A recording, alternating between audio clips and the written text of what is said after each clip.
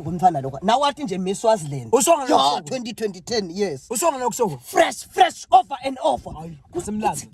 Asimlazi. akuthi nasigedle mbona kuthi khihle mphaya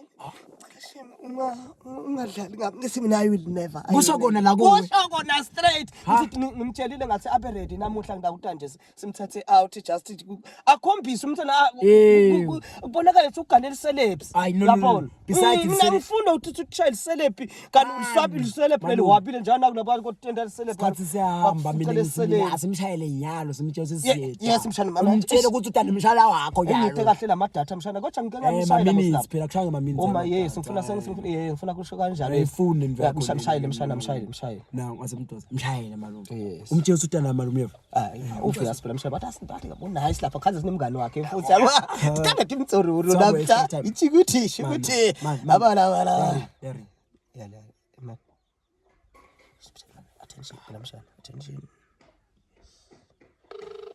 Yes nalo ke mshayele. Hello ufuna bani?